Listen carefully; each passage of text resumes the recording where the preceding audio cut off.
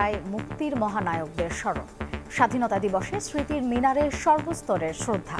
বৈষম্যহীন বাংলাদেশে নারী শিশুর সুরক্ষা নিশ্চিতের আহ্বান। বৈষম্যমুক্ত বাংলাদেশ চাই, যে রাষ্ট্রের কাছে আমাদের একটা নিরাপত্তা। দায় চাপানোর যে রাজনীতি, সেটির জন্য অবসান ঘটে। রাজনীতির জন্য কোনো মায়ের বুক যাতে আরো খালি না হয়, মৌলিক অধিকার যেন নিশ্চিত হয়ে যায়। একটা সমতার বাংলাদেশ প্রতিষ্ঠার লক্ষ্যে একসাথে কাজ করতে পারে। জাতির শ্রেষ্ঠ সন্তানদের প্রতি রাষ্ট্রপতি প্রধান উপদেষ্টার শ্রদ্ধা। জাতীয় স্বার্থে দলগুলোকে ঐক্য ধরে রাখার আহ্বান। জাতীয় স্বার্থে ব্যক্তি এবং দলীয় স্বার্থের ঊর্ধ্বে উঠে আমরা ঐক্যমত করব। দেখছিলেন প্রধান শিরোনাম। রাত 11টার সময় সঙ্গে আছি আমি মার্জিয়া শ্রেয়া। এবারে অন্যান্য শীর্ষ সংবাদ। যারা দ্বিতীয় স্বাধীনতার কথা বলে তারা 26শে মার্চকে খাটো করতে চায়, অভিযোগ বিএনপি নেতাদের। 71 ও 24কে মুখোমুখি করার পেছনে অসৎ উদ্দেশ্য দেখছে এনসিপি। 4 দিনের রাষ্ট্রীয় সফরে চীন গেলেন প্রধান উপদেষ্টা। কাল যোগ দেবেন বিএফএ সম্মেলনে। শুক্রবার বেইজিংয়ে প্রেসিডেন্ট শি জিনপিং এর সঙ্গে ডক্টর ইউনূসের বৈঠক। জনসমাগমে নিষেধাজ্ঞার মধ্যেই মিরসরাইয়ে বিএনপির দুপক্ষের সংঘর্ষ। গুলিতে এক পথচারী নিহত, আহত 20। সীতাকুণ্ডে কৃষক দলের নেতাকে কুপিয়ে হত্যা। নারীর টানে বাড়ির পানে ছুটছে নগরবাসী। সময় মতো ট্রেন ছাড়ায় স্বস্তি। লঞ্চে উপচে পড়া চাপ। সড়ক পথে বাড়ছে ভিড়। বাড়তি ভাড়া আদায় ঠেকাতে বিআরটি এর অভিযান।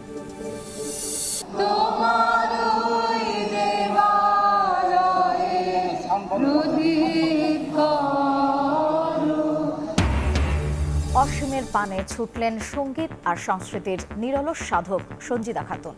ছায়ানট ও শহীদ মিনার প্রাঙ্গণে ফুলেল শ্রদ্ধা। শোকস্তব্ধ স্বজন শুভাকাঙ্ক্ষীরা।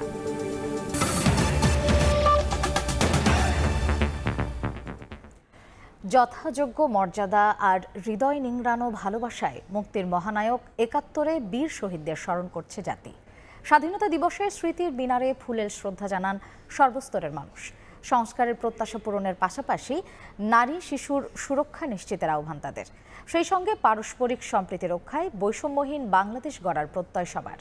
শাহিনুর রহমান ও মোবারক হোসেনের তোলা ছবিতে সাইফুল রুদ্র রিপোর্ট।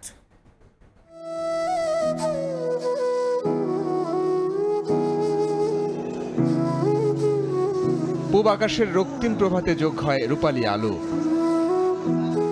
বাঙালির জাতীয় জীবনের গুরুত্বপূর্ণ দিন স্বাধীনতা দিবসে সব পথ এসে মিশে যায় স্মৃতির মিনারে। 71-এ বীর শহীদদের শ্রদ্ধা জানাতে ঢল নামে জনতার। এ সময় রাজনীতি, অর্থনীতি, সামাজিক নিরাপত্তা ও মৌলিক অধিকার নিয়ে মিশ্র প্রতিক্রিয়া জানান তারা। জনগণকে ঐক্যবদ্ধভাবে মুক্তিযুদ্ধের চেতনা এবং 24-এর যে গণ আকাঙ্ক্ষা সেটার বাস্তবায়নের লক্ষ্যে লড়াই জারি রাখার জন্য আমরা আহ্বান জানাচ্ছি। অন্ন, বস্ত্র, বাসস্থান, শিক্ষা এবং চিকিৎসা, এই 5টি মৌলিক অধিকার যেন নিশ্চিত হয়ে যায়। বিপ্লব ও ইতিবাচক সংস্কারের প্রত্যাশা পূরণের পাশাপাশি নারী ও শিশুর সুরক্ষা নিশ্চিতের আহ্বানও ছিল জোরালো।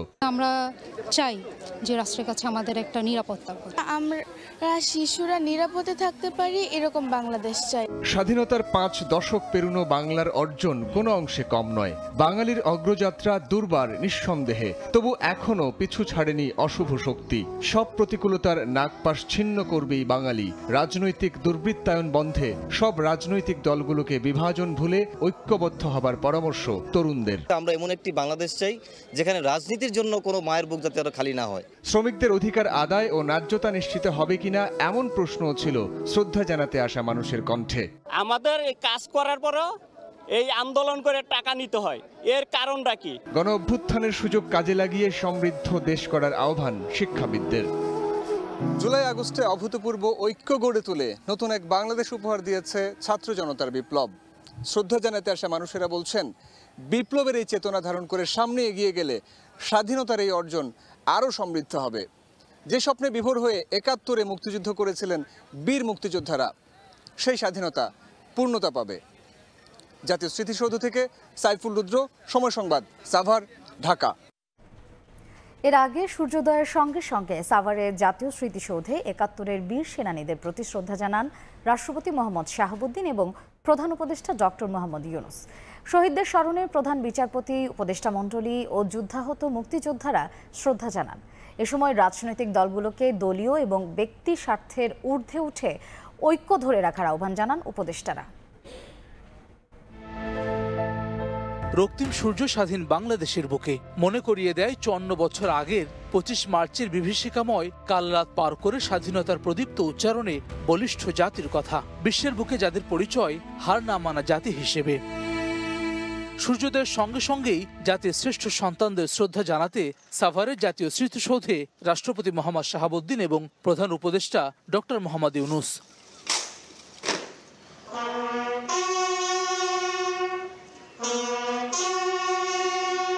রক্ত দিয়ে বিজয় ছিনিয়ে আনা বীর সেনানীদের প্রতি ভোর 5:55 পুষ্পস্তবক অর্পণ করেন রাষ্ট্রপতি। এরপরই স্মৃতির মিনারে ভালোবাসার ফুল দেন অন্তর্বর্তী সরকারের প্রধান উপদেষ্টা ডক্টর মোহাম্মদ ইউনূস। পিনপতন নীরবতায় স্মরণ করেন জাতির সূর্য সন্তানদের। সেনা, নৌ ও বিমান বাহিনীর চৌকস দল জানায় রাষ্ট্রীয় সালাম।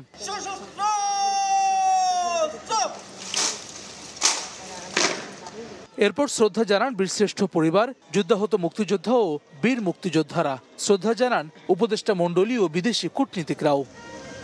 পরে গণমাধ্যমে যুব ও ক্রীড়া উপদেষ্টা আসিফ মাহমুদ বলেন, ৭১-এর স্বাধীনতাকে রক্ষার লড়াইয়ের অন্যতম ধাপ ২৪। বাংলাদেশকে আরও সমৃদ্ধশালী হিসেবে গড়ার প্রত্যয় ব্যক্ত করেন অর্থ উপদেষ্টা সালেহউদ্দিন আহমেদ।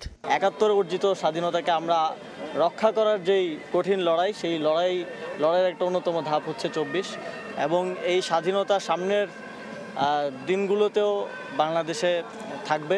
এই দিবসে আমরা একটা আমাদের প্রতিটি ঘোষণা করি যে আমরা বাংলাদেশকে, নতুন বাংলাদেশে আরও সুখী সমৃদ্ধশালী দেশ হিসেবে গড়ে তুলব।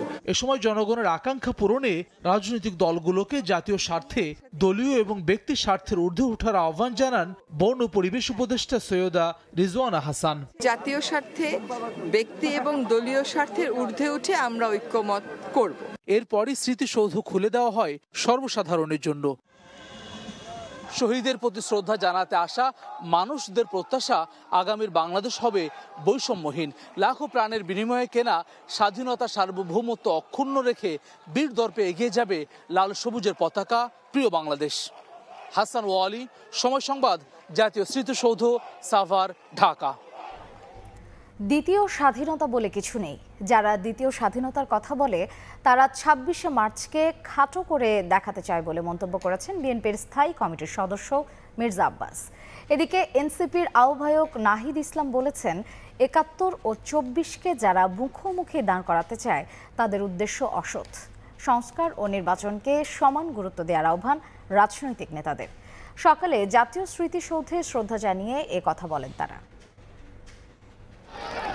যাদের জীবনের বিনিময়ে স্বাধীনতা অর্জন, তাদের প্রতি শ্রদ্ধা জানাতে ভোর থেকেই সাভার জাতীয় স্মৃতিসৌধে উপস্থিত বিভিন্ন রাজনৈতিক দলের নেতাকর্মী, সংগঠন, সুশীল ও সাধারণ মানুষ।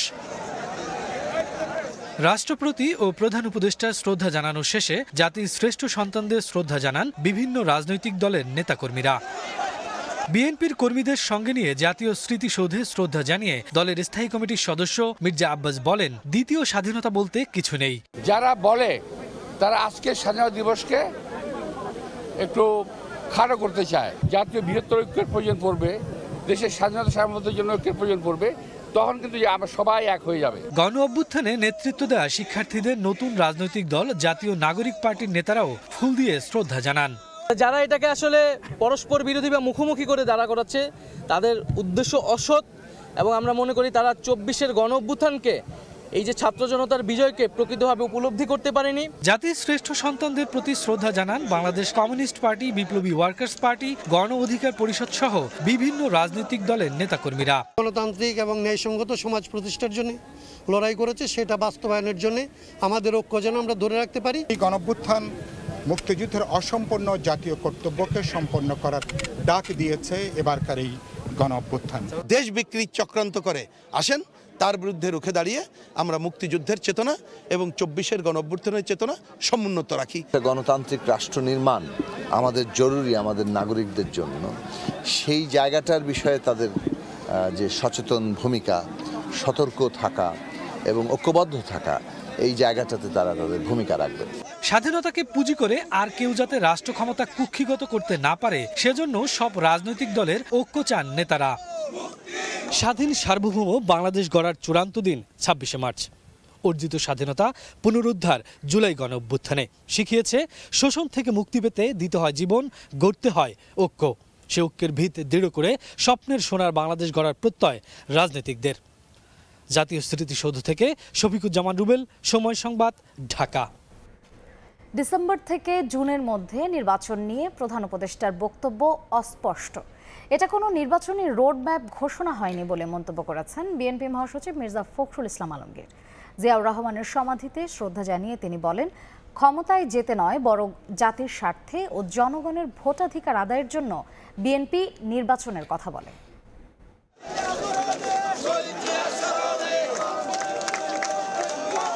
মহান স্বাধীনতা ও জাতীয় দিবস উপলক্ষে শহীদ রাষ্ট্রপতি জিয়াউর রহমানের সমাধিতে শ্রদ্ধা নিবেদন করতে শেরেবাংলা নগরে জড়ো হন হাজারো নেতাকর্মী। দলের প্রতিষ্ঠাতার আত্মার মাগফিরাত কামনা ও মুক্তিযুদ্ধে বীরত্ব গাথা অসামান্য অবদানের জন্য জিয়াউর রহমানের প্রতি শ্রদ্ধা জানান বিএনপি মহাসচিব সহ দলটির সিনিয়র নেতারা। মঙ্গলবার জাতির উদ্দেশ্যে প্রধান উপদেষ্টার ভাষণে জিয়াউর রহমানের নাম না নেয়ায় হতাশা প্রকাশ করে বিএনপি মহাসচিব বলেন, প্রকৃত ইতিহাস যেন আর বিকৃত না হয়। আমরা হতাশ হয়েছি যে তার বক্তব্যের মধ্যে তিনি স্বাধীনতার ঘোষক শহীদ প্রেসিডেন্ট জিয়া রহমান বীর মুক্তিযোদ্ধা বীর উত্তমের নাম একবার উচ্চারণ করেন, অথচ এটাই ছিল ইতিহাস। আমরা আবারও চাই না আওয়ামী লীগ যে ইতিহাস বিকৃত করেছে এখন আবার সেই ইতিহাস বিকৃত হোক। অন্তর্বর্তী সরকার প্রধানের বক্তব্যে নির্বাচনী রোডম্যাপ না থাকায় ক্ষোভ প্রকাশ করে মির্জা ফখরুল বলেন, দেশের চলমান সংকট নিরসনে দ্রুত নির্বাচনের বিকল্প নেই। আমরা বারবার বলে আসছি যে স্পষ্ট রোডম্যাপ এবং দ্রুত নির্বাচন, তা নাহলে যে সংকটগুলো সৃষ্টি হচ্ছে এই সংকটগুলো কাটবে না। প্রয়োজনীয় সংস্কার শেষে ডক্টর মোহাম্মদ ইউনূসের সরকার দ্রুত নির্বাচনের ব্যবস্থা করবেন বলেও আশাবাদ ব্যক্ত করেন বিএনপি মহাসচিব। আহমেদ সালেহিন, সময় সংবাদ, ঢাকা। 4 দিনের রাষ্ট্রীয় সফরে চীন পৌঁছেছেন প্রধান উপদেষ্টা ডক্টর মোহাম্মদ ইউনূস। বুধবার বিকেলে চীনের হাইয়ান বিমানবন্দরে পৌঁছান তিনি। বিমানবন্দরে প্রধান উপদেষ্টাকে স্বাগত জানান চীনে নিযুক্ত বাংলাদেশের রাষ্ট্রদূত মোহাম্মদ নাজমুল ইসলাম ও হাইয়ান প্রদেশের ভাইস গভর্নর কিয়ন গাইবো। এর আগে দুপুর 1টার দিকে চায়না সাউদার্ন এয়ারলাইন্সের বিশেষ ফ্লাইটে হযরত শাহজালাল আন্তর্জাতিক বিমানবন্দর ত্যাগ করেন প্রধান উপদেষ্টা। 27 মার্চ হাইনান প্রদেশে বোয়াও ফোরাম ফর এশিয়ার BFA সম্মেলনে যোগ দেবেন ডক্টর ইউনূস। 28 মার্চ বেইজিংয়ের গ্রেট হল of the people president Xi Jinping এর সঙ্গে বৈঠকে বসবেন ডক্টর ইউনূস। 29 মার্চ চীনের বিখ্যাত পিকিং বিশ্ববিদ্যালয় তাকে সম্মানসূচক ডক্টরেট ডিগ্রি প্রদান করবে এবং সেখানে তিনি বক্তব্য দেবেন। প্রধান উপদেষ্টার বেইজিং সফরে 6 থেকে 8টি সমঝোতা স্মারক সই হওয়ার কথা রয়েছে। জনসমাগমে নিষেধাজ্ঞার মধ্যেই চট্টগ্রামের মিরসরাইয়ে সংঘর্ষে জড়িয়েছে বিএনপির 2 পক্ষ। এ সময় গুলিতে এক পথচারী নিহত হয়েছেন, আহত হয়েছেন অন্তত 20 জন। প্রত্যক্ষদর্শীরা জানান, সম্প্রতি চট্টগ্রাম উত্তর জেলা বিএনপির কমিটি ঘোষণা করা হয়। এ নিয়ে মিরসরাইয়ের বারৈয়ার হাটে বিএনপির 2 পক্ষের মধ্যে উত্তেজনা চলছিল। অপ্রীতিকর ঘটনার শঙ্কায় বুধবার সকাল 8টা থেকে বৃহস্পতিবার পর্যন্ত 24 ঘন্টা 144 ধারা জারি করে প্রশাসন। এর মধ্যেই বারৈয়ার হাটে 2 পক্ষ সংঘর্ষে জড়ায়। এদিকে সীতাকুণ্ডের বারকুণ্ড ইউনিয়নে উপজেলা কৃষক দলের সাংগঠনিক সম্পাদক নাসির উদ্দিনকে কুপিয়ে হত্যা করেছে দুর্বৃত্তরা। যৌথ বাহিনী পরিচয়ে রাজধানীর ধানমন্ডির একটি বাসায় ঢুকে 20-25 জনের ডাকাত দল। নিরাপত্তা কর্মীদের হাত পা বেঁধে একটি কক্ষে বন্দী করে লুটপাট চালায় 6 তলার পুরো ভবনে। এ সময় লুট করা হয় প্রায় 40 লাখ নগদ টাকা ও স্বর্ণালংকার। তবে স্থানীয়দের সহায়তায় 4 অভিযুক্ত আটক হলেও ডাকাতের হামলায় আহত হয়েছেন 2 পুলিশ সদস্য। রাজধানীর ধানমন্ডির 8 নম্বর রোডের 3/1 নম্বর বাসায় বুধবার ভোরে র্যাবের ভুয়া পোশাকে হানা দেয় 20 থেকে 25 জন। যৌথ বাহিনীর পরিচয়ে অবৈধ সম্পদের খোঁজে অভিযানের দাবি করে তারা। ঢুকতে না দিলে নিরাপত্তা প্রহরীদের মারধর করে একাধিক কক্ষে আটকে রাখে তারা। এরপর শুরু হয় লুটপাট। প্রত্যেকটি ফ্ল্যাটের দরজা ভেঙে ঢুকে পড়ে তারা। 3 তলায় থাকা SM সোর্সিং নামের বাইং হাউস থেকে লুট করা হয় নগদ 35 লাখ টাকা। 5 মিনিটের মধ্যে ভাঙলো। ভাঙ্গাছিরা উপরে সব তছনছ করছে। আমাকে, আমার পাশে যে 2 জন ছিল, ওদেরকে 3 জনকে 3 রুমে ঢুকে আটকে রাখছে। আমাদের অফিস থেকে টাকা নিছে, ক্যাশ, ল্যাপটপ নিছে, তারপরে কিছু মালামাল ভাঙচুর করছে, 30-35 লাখ টাকার মতো ক্যাশ টাকা নিয়ে গেছে। পরে হানা দেয় বাড়ির মালিক স্বর্ণ ব্যবসায়ীর ফ্ল্যাটে। পুরো ঘর তছনছ করে তারা। নগদ টাকা ও স্বর্ণালংকারের খোঁজে পুরো ডুপ্লেক্স ফ্ল্যাট তল্লাশি করে। এক পর্যায়ে বাড়ির মালিককেও অপহরণের চেষ্টা করে তারা। 1,20,000 থেকে 1.5 লাখ ক্যাশের মতো গেছে, আর আম্মার আগের হয়তো 4 থেকে 5 ভরি স্বর্ণ ছিল, ওটা নিচ্ছে। আর আব্বার আম্মার দুজনে 3টা ফোন নিয়ে গেছে। ততক্ষণে জড়ো হয়ে যায় স্থানীয়রা। চলে আসে পুলিশও। তাদের হামলায় আহত হন পুলিশের 2 সদস্য। বাড়ির মালিককে উদ্ধার করে আটক করা হয় 4 ডাকাতকে। এ বিষয়ে জানতে ধানমন্ডি থানায় ঢুকতে দেয়া হয়নি গণমাধ্যমকে। তবে ফোনে ডাকাতির ঘটনার সত্যতা নিশ্চিত করেছেন রমনা বিভাগের ডিসি। 4 জন ধরতে পারছে, আর বাদবাকিগুলো সব চলে গেছে। তোরা সিভিল না র্যাবের না অন্য কোনো বাহিনী না পুলিশের, এটা তো আমরা ডিটেইলস এটা পরে পাবো। জড়িত বাকিদের ধরতে অভিযান চালাচ্ছে আইন শৃঙ্খলা বাহিনী। মাসুদুর রহমান, সময় সংবাদ, ঢাকা। 54 বছরেও ঘোচেনি অর্থনৈতিক স্বাধীনতা। দেশে এখনো বেকার 27 লাখ, আর দারিদ্র্যসীমার নিচে বসবাস 19% বেশি মানুষের। শ্বেতপত্র দেখাচ্ছে ভয়াবহ আয় আর সম্পদ ভোগের বৈষম্য। জিন্নাতারা যশোয়ার রিপোর্ট। স্বাধীনতা মানে লাল সবুজের পতাকা, স্বাধীনতা মানে 10 বছর বয়সে পতাকা হাতে সংসারের হাল ধরা। অর্থনৈতিক স্বাধীনতা মিলেছে কতটা, প্রশ্ন তোলা থাকলো শিপনের ভবিষ্যতের জন্য। শত উন্নয়নের গল্প বলা নগরে স্বাধীনতা মানে 1 ফোঁটা স্বস্তির সঙ্গে 2 ফোঁটা আক্ষেপ, অভিযোগ। যে সুযোগ সুবিধাটা আমরা পাইছি মেট্রো রেলের ক্ষেত্রে, এক্ষেত্রে সব ক্ষেত্রে যদি আমরা এরকম সুযোগ সুবিধা পাইতাম তাহলে আর একটু ভালো হতো। সেম সুবিধাটা যদি আমরা গ্রামেও দিতে পারতাম তাহলে মনে হয় যে শহরের উপর যেই চাপটা এর হচ্ছে 50% কমে যেত। স্বাধীনতা মানে 54 বছরের বাংলাদেশে মনোয়ারা বেগমের 30 বছরের ভাসমান অনিশ্চয়তার জীবন। সবাই বাড়িঘর আছে যায়, আমি তো ড্রাইভারও পারি না। নগর পেরিয়ে তেপান্তরের মাঠে স্বাধীনতা দিবসে কৃষকের চাওয়া সহজ সরল। সরকার তো দায়িত্ব দিতেছে নাম করে, পাই না তো, পাইলে তো আর কত খেত করতে পারি। বীজ যখন আনি বপন করি তখনও দাম নেই, কিন্তু এখন আমাদের জন্য এটা অনেক কষ্টকর। সরকারি তথ্যে রয়েছে প্রায় 27 লাখ বেকার, দারিদ্র্যসীমার নিচে থাকা 19% বেশি মানুষের হিসেব। শ্বেতপত্র দেখাচ্ছে ভয়াবহ আয় আর সম্পদ ভোগের বৈষম্য। তাই সত্যিকারের স্বাধীনতা পেতে সবার আগে বৈষম্য কমানোর তাগিদ অর্থনীতিবিদদের। প্রতি ক্ষেত্রে যে বৈষম্যগুলো আছে এগুলো কিন্তু বিগত 50-54 বছরে কিন্তু অনেক ক্ষেত্রে বেড়েছে। এটা তো আমাদের স্বাধীনতার মানদণ্ড হতে পারে না। আসছে বাজেটেই বৈষম্য কমানোতে জোর দেওয়ার প্রস্তাব বিশেষজ্ঞের।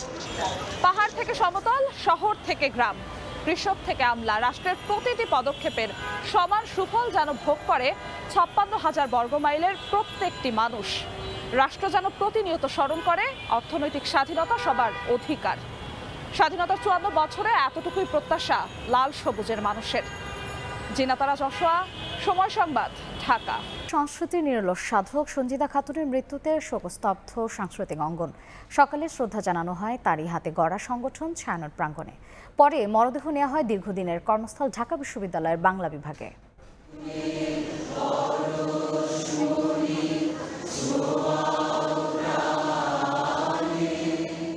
সুর সাধনায় ধ্যানমগ্ন থেকে যিনি আলোকিত করেছেন হাজারো প্রাণ, আজ তারই তরে শেষবারের মতো ব্যথাতুর হৃদয়ে সমবেত কণ্ঠে বেজেছে সেই সুর।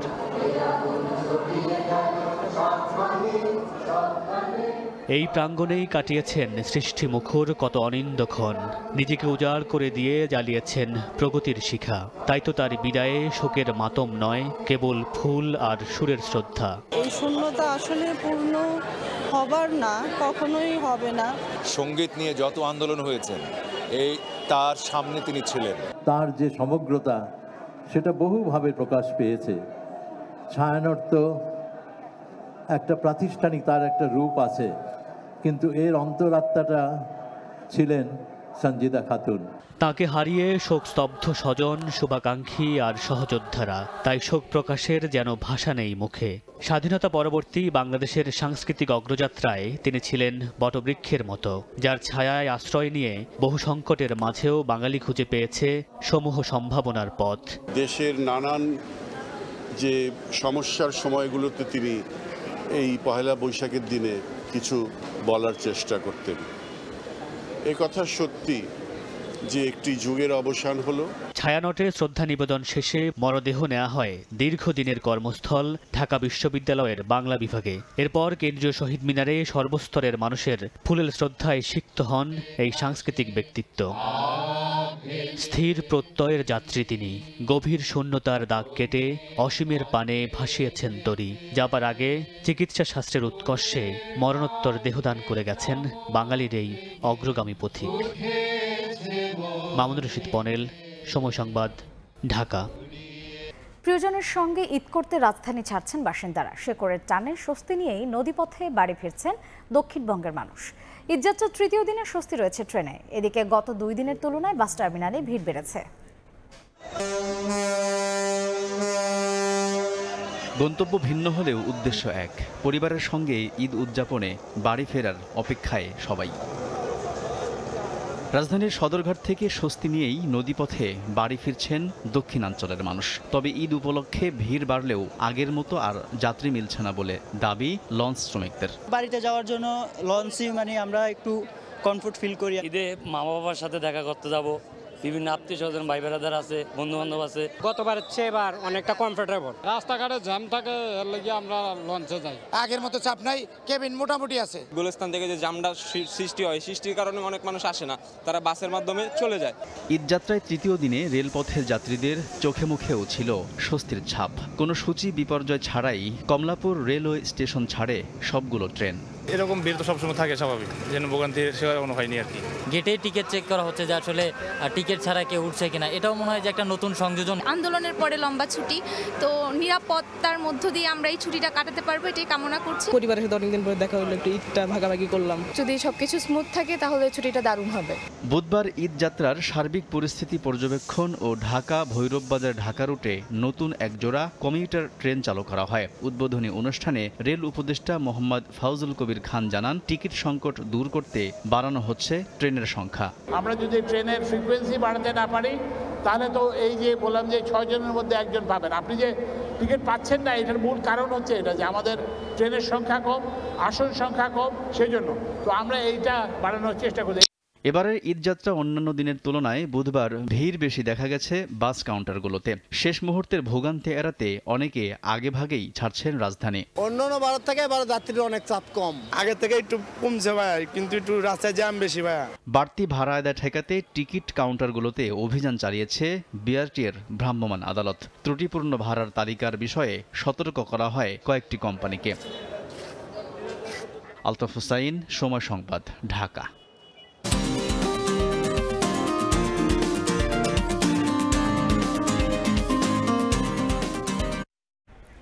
ঈদের আগ মুহূর্তে সরকারি ছুটির দিনে জমে উঠেছে রাজধানীর শপিং মলগুলো। অন্যান্য দিনের তুলনায় ভিড় বেড়েছে কয়েক গুণ।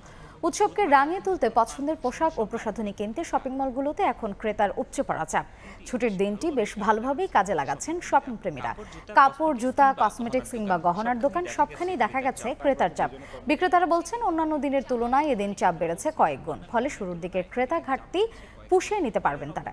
বরাবরের মতো এবারও রোজার শেষ দিনগুলোতে মাঝরাত পর্যন্ত খোলা থাকছে শপিং মল ও বিপণী বিতানগুলো। এ সুযোগে সকাল থেকে রাত পর্যন্ত কেনাকাটা করতে পারছেন ক্রেতারা।